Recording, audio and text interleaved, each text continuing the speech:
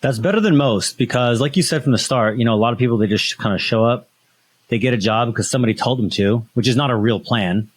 And then they buy cars and houses and stuff because that's what society tells them to, which is definitely not a plan. And then when the risk that they've been taking that they haven't felt yet actually hits, they find out that they're ill prepared.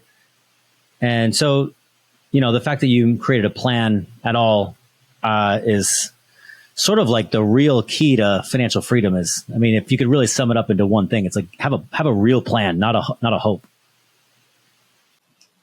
Yeah. And it's funny too, because people say, look, I don't really know where to start. And I always tell them, start off with 5 long-term goals. And my plan was essentially just 5 bullets. And it started off with this idea of saying, look, I want to have a certain amount of assets accumulated to provide passive income.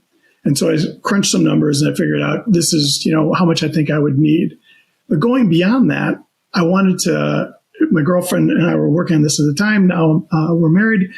But I said, look, we want to live overseas. We were both in Peace Corps together. So let's make this plan that also includes living overseas for at least a decade.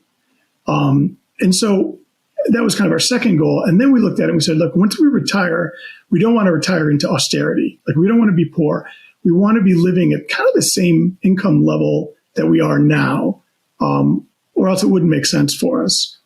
And we also looked at this and said, another goal should be to have a bit of a work-life balance during this process. Because sure, we could both try and, work for a hedge fund company and work 100 hours a week and save as much as we could, but we wanted to enjoy the ride as well. And so that was one of the things that we focused at. And so I tell people, look, design your plan, but it can be very general, but what will get you motivated to wake up and start every day and stay focused on this plan? And as you were mentioning, Alex, like, not buying cars, not buying, spending your money in a way that isn't going to help you retire early, and looking, getting away from that instant gratification.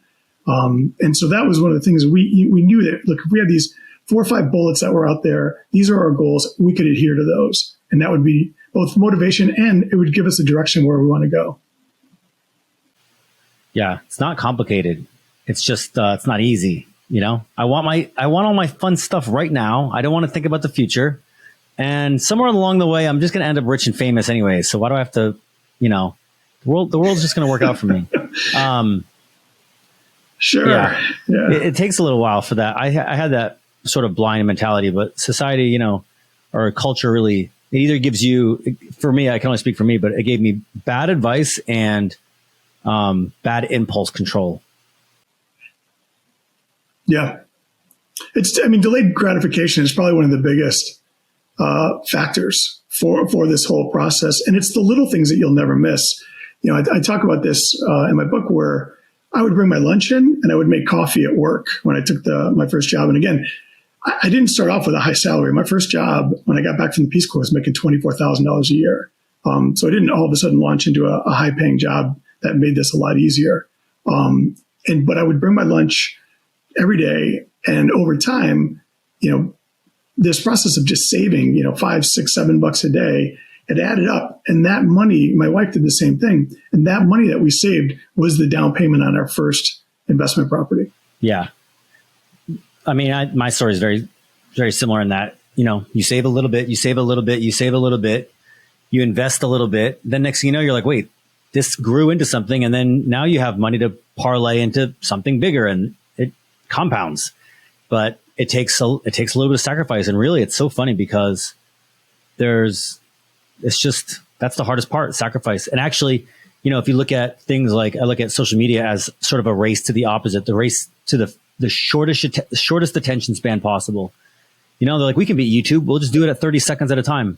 And now people are like really instant gratification, versus the opposite. If you put out a 30-minute podcast, you're going to get less clicks than if you put out a 30-second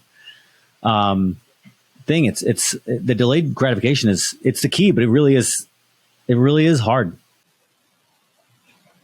And it's a snowball effect too. And I think what part of it is, you have to do the delayed gratification just long enough to realize the benefits and to start to see the evidence of the snowballing.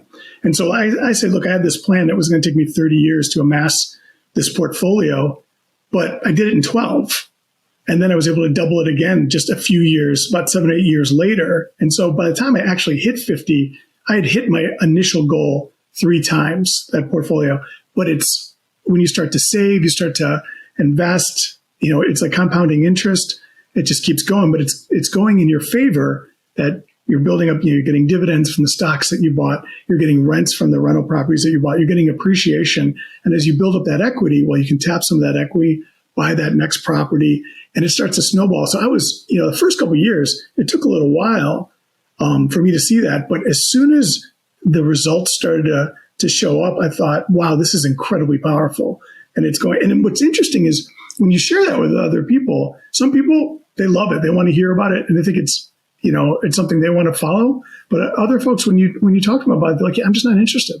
I don't want to focus on those things. And so I always, whenever I hear that, I think I go back to those 4 or 5 points. I'm like, well, what would motivate you? What are the things that you really want to do in your life? And if you could retire at, 50 or 55 and do just that, what would those things be? Why would you want to spend 30 years investing so that you could retire when you could instead spend 40 years working to keep working? Yeah. And that's it. And I always tell people, like, you should always think about salary from a job as finite. And if you treat that paycheck as, oh, this is finite, I don't know how much longer I'm going to have this paycheck, but I'm definitely it's going to be gone in the future. You start to treat that as a valuable resource and a limited resource.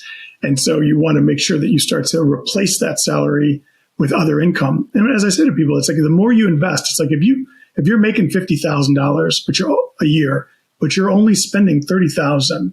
So your replacement right now is $30,000. So the more you invest and you generate that income, so you've got passive income, coming in, it's $1,000. It's like, okay, now you only need $29,000. And that means it's another $1,000 that you can channel over to investments again. And you just start replacing the money that you spend, with passive income that's coming in, and you need less and less and less of your job. And then eventually you work yourself right out of it.